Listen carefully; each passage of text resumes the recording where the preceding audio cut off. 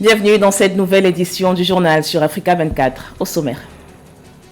La rupture entre le Niger et l'armée américaine se négocie à Niamey.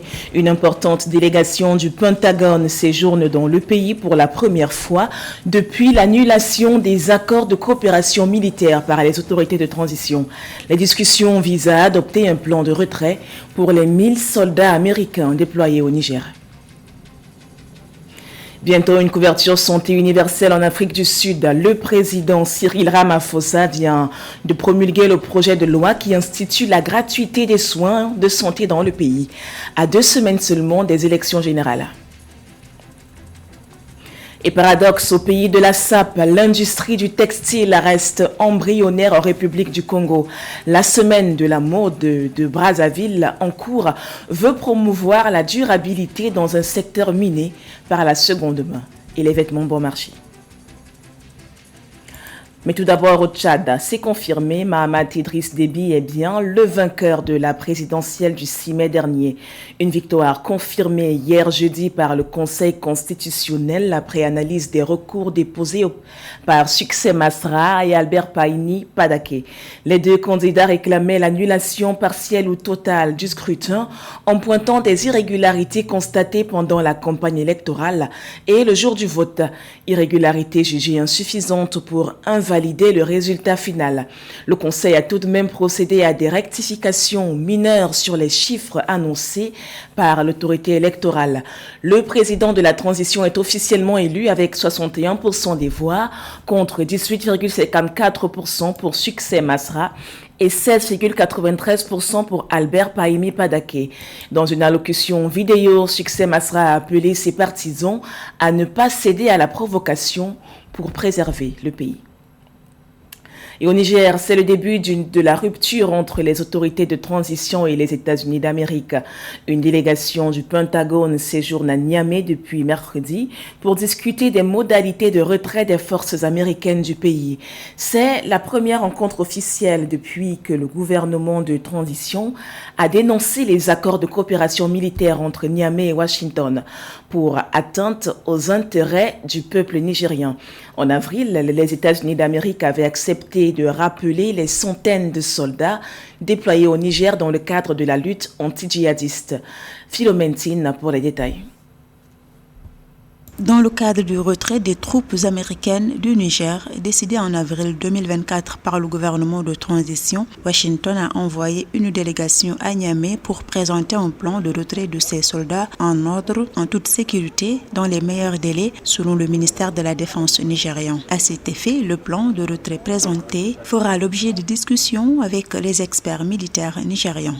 Avec la montée en puissance des armées de l'AES, donc le Mali, le Burkina et le Niger, le départ de la force américaine sur le territoire nigérien aura en fait des répercussions assez limitées. Elle va au contraire faciliter la mise sur pied de cette force des 3 États et aussi le redéploiement dans le nord du Mali et du Niger des éléments de l'AES. Seulement, ce départ des Américains va en fait précipiter la reconfiguration globale de la sécurité des États ouest-africains. Le retrait des troupes américaines du Niger fait suite à la dénonciation de l'accord de coopération militaire de 2012 par les autorités nigériennes de transition en mars 2024 et à une série de manifestations locales réclamant le départ des forces étrangères du pays.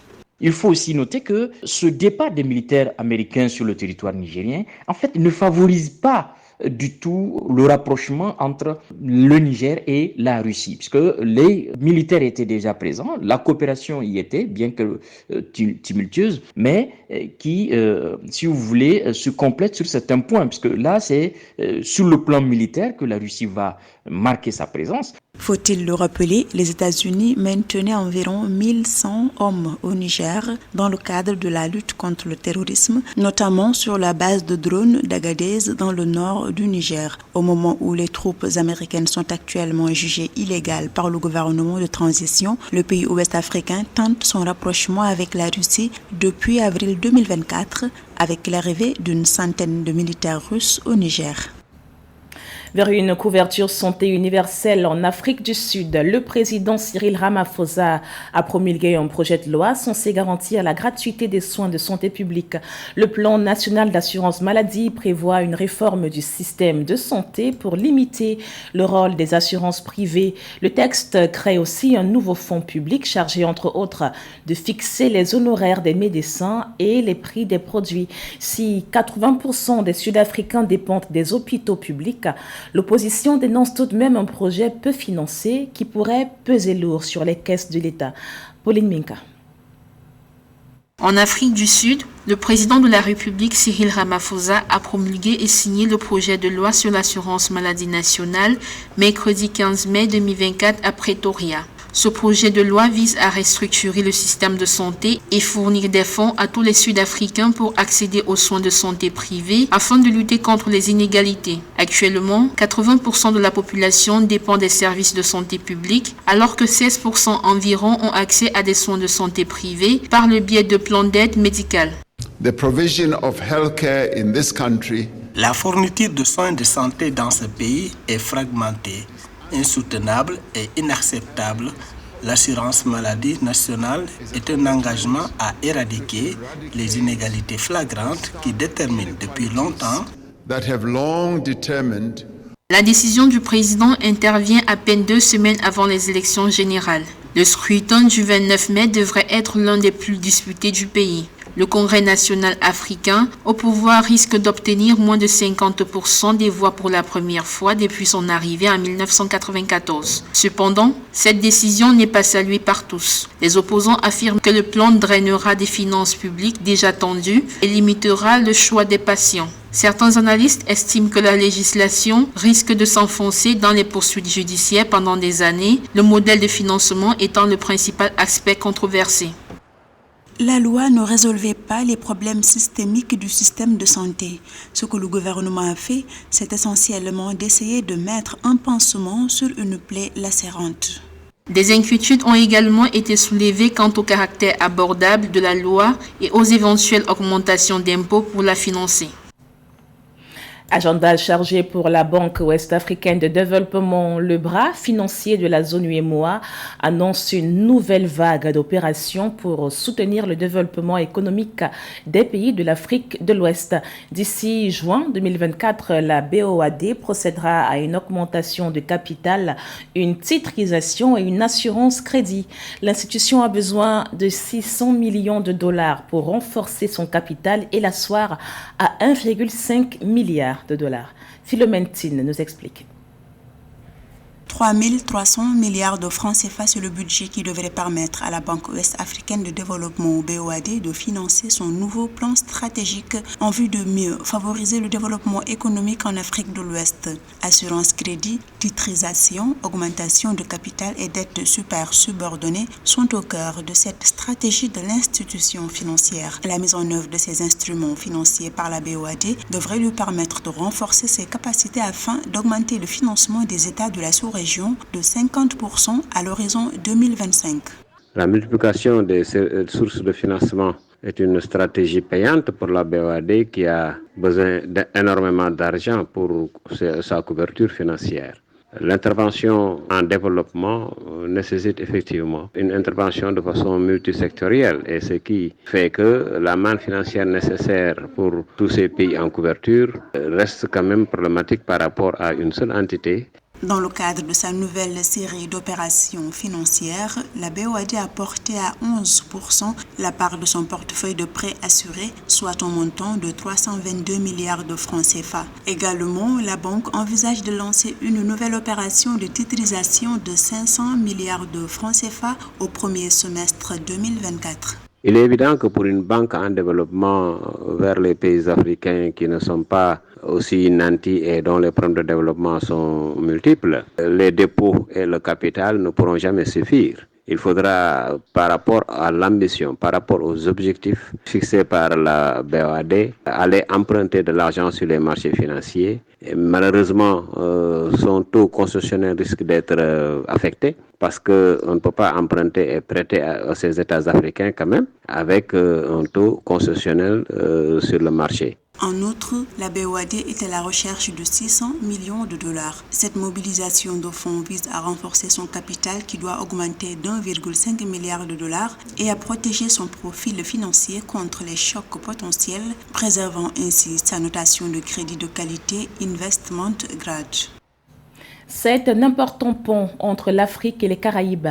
L'initiative Invest Barbados souhaite créer une connexion économique entre les investisseurs africains et l'île de la Barbade. Une coopération sud-sud entre deux rives de l'Atlantique aux échanges commerciaux extrêmement faibles. Le potentiel commercial entre l'Afrique et les Caraïbes, estimé à 16 000 milliards de dollars, reste sous-exploité malgré des liens culturels et historiques. Fatma Nion. Les relations commerciales entre l'Afrique et la Caraïbe ont un potentiel prometteur, mais elles tardent à se concrétiser pleinement. De l'avis des experts, les flux commerciaux entre les deux régions pourraient générer plus d'1 milliard de dollars avec un soutien adéquat. Une grande partie de ce potentiel réside dans l'agroalimentaire qui a fait l'objet d'une attention particulière lors du Forum sur le commerce et l'investissement entre l'Afrique et les Caraïbes actifs qui s'est tenu en Guyane en 2023. Je pense que le principal défi reste la difficulté d'établir des liens entre les deux parties. Dans l'ensemble, je constate une grande volonté politique de relever ce défi, de sorte que les choses s'améliorent à l'avenir. En 2020, selon des statistiques, les exportations de la communauté caribéenne, la CARICOM, s'élèvent à plus de 18 milliards d'euros, dont 800 millions d'euros destinés au marché africain. Au nombre des productions, l'aluminium, les matériels de forage pétrolier et des produits alimentaires transformés. Les importations de la CARICOM se sont, elles, chiffrées à plus de 30 milliards d'euros, dont seulement 2% sont des produits africains comme le gaz naturel, les produits chimiques et même les graines de coriandre. Les tarifs, les taxes et les visas font partie des obstacles aux échanges commerciaux entre l'Afrique et la Caraïbe. Pour lever ces barrières, 7 pays de la Caraïbe, dont Dominique, Barbade, Saint-Vincent et les Grenadines, Suriname, Sainte-Lucie, Saint-Kitts et Nevis et Antigua et Barbuda, ont signé un accord avec la banque Afreximbank, spécialiste dans le secteur import-export en 2022, avec l'accompagnement de la BAD. Africa is 1.4 billion people. That represents a huge market. L'Afrique compte 1,4 milliard d'habitants, ce qui représente un marché énorme. Mais ce marché n'a pas été exploité par les investisseurs des Caraïbes. Il n'y a donc jamais eu d'interaction commerciale significative.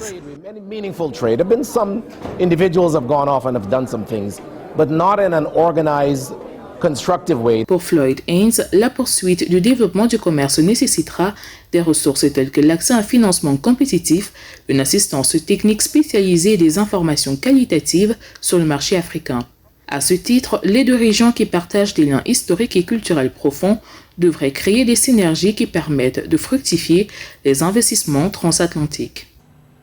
Et un bout de culture dans ce journal avec la Semaine de la mode en cours à Brazzaville. Pour sa 3e édition, le rendez-vous annuel allie style et durabilité dans un Congo sans réelle industrie textile. L'importation de vêtements de seconde main couplée au manque d'investissement maintient la mode congolaise à la traîne. Elle pourrait pourtant être une source d'importantes recettes dans ce pays d'amateurs de la sape. Le reportage de Deva Ponzo. Forest est une accessoiriste originaire de Pointe-Noire qui confectionne ses articles à partir du raffia et du wax. Question de conserver la culture congolaise. À l'occasion de la 3e édition de la Semaine de la mode de Brazzaville, elle partage son expérience et sa vision de la mode qu'elle promeut depuis quelques années. Ce que je fais concrètement, c'est que je suis dans la maroquinerie et j'ai créé une des rubriques Tieto qui parle en fait de notre propre culture.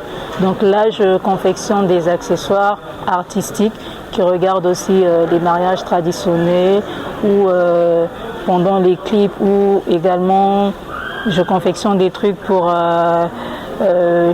les écoles en fait, pour les écoles, question de garder notre culture ici à travers le raffia en fait.